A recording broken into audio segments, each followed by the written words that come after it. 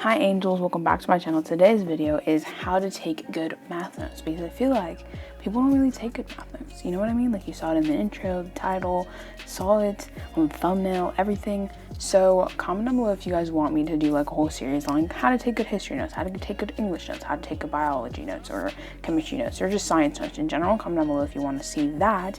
So yeah, like I said, I feel like enough people do not make enough good math notes, so we're gonna do that today, and hopefully this will help you. So just hear me out with this. I take two sets of notes. I take one in class and one at home. So basically right now I'm teaching you what I do for my in-class notes. So in class, they're usually sloppy notes, so I really don't care what they are like as long as you get the information in. So on the top, usually I would recommend for you to put your unit / the lesson, like you see in that whole chunk of the top of the notebook paper, and then the date. So maybe you would put like the date and then the notebook section, like the unit before that. So put the date and then the actual like what you're learning, the lesson plan, and then put like an essential question or an I can statement. I can meaning like I can describe what is a good math notes.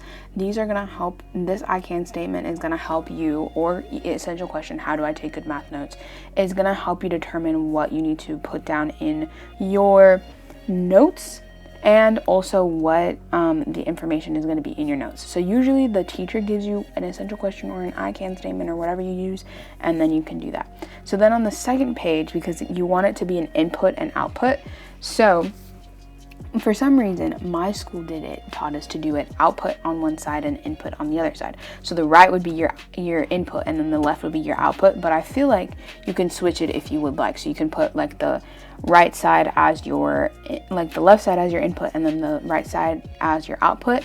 But I feel like since it's like the back of a paper, you want it to be like the practice. So the left side is your output and you want it to be the practice page where you practice stuff when you're in class, like for math examples.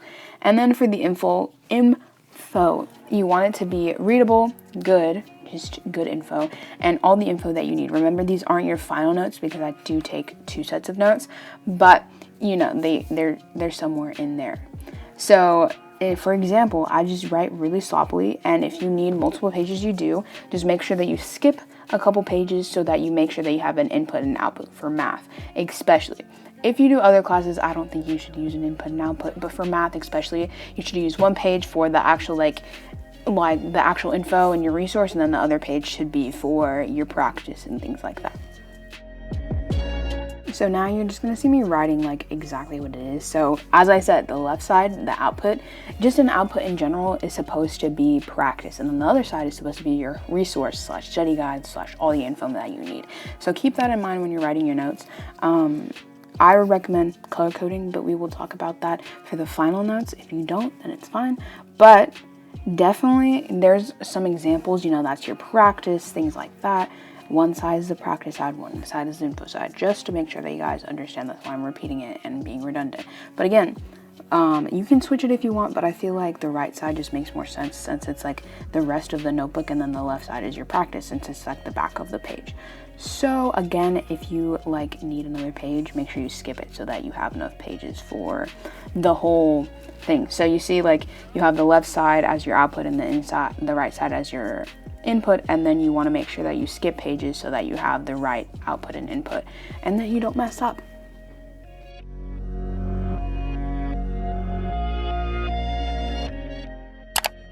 So now we're gonna get into like the final notes. So these are the examples of my class notes. You can tell they're in pencil because, I don't know, I feel like with math, you really just need to focus on getting the information down, and if you mess up and all that stuff. My school, for some reason, has like a specific way they want you to take notes. So for my final notes, I will change them, but for my class notes, I won't change anything about it. I'll just write how they said to write it. So as I was saying, I use two separate notebooks, one for class notes, one for like final notes, like I was saying. These are just really good examples of what my actual class notes looks like, and then eventually you guys will see me actually taking the actual notes. So like I said, you guys can see, like, this is a really, really good example because you can see the only thing that I missed was the actual date, but you see that I have like a topic, the unit, the input and output, and then boom, you're ready. So one thing I recommend for your final notes is to have this color scheme, because I feel like when you have too many colors, it's like, where do your eyes go? So when you have like one color scheme, like I chose blue, then you can eventually, your eyes aren't just going to go everywhere. They'll be easier to read with it. So I personally feel like, you know, the title itself should be kind of cute. So I did like regular just highlight and then cursive over it. Just a little FYI. And then my in-class notes says it had 6 examples, so I just put that on the top instead of the date, because since I didn't have the date, I didn't know what to put the date. So then I used a darker blue for the actual like I can statement, and I always put that on the top, like I said, even in these notes. I actually messed up, but I did it off camera, so I messed up. I was writing it exactly how we did in class, and I don't like that format too much, but I do I feel like you're not gonna, for your final notes, you're not gonna have an input and output. The input and output is only for your actual class notes. And then if you want to look at some practice problems, you can, and you can look at your class notebook. So now I'm actually writing in what we learned about, and now while I was doing this, I was like, hey, I kind of like how this is looking. So I think I'm going to transfer all of the information, because I didn't do that before. I just kept the class notes because I never had time to transfer them. So I feel like now I'm just going to transfer the notes, and then boom. If you're wondering why I skipped a page, it was because I wanted to make a table of contents for my notes. So there we go.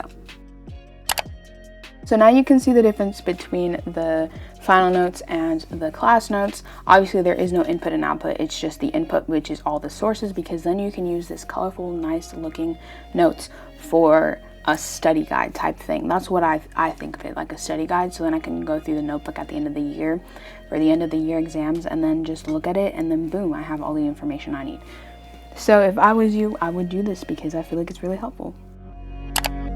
So you have reached the end of the video. If you made it this far, make sure you guys subscribe, like I was gonna say, but comment down below math so that I know that you made it to the end. If you're wondering what I'm doing, I'm making a table of contents because I thought it would be helpful. If it is, then skip a page or two in the beginning of your notebook and you can make it. Again, I hope it was beneficial that you guys know the difference between class notes and final notes, because for me personally, I feel like it's really hard just to go based off of your class notes because you're just trying to get all the information down.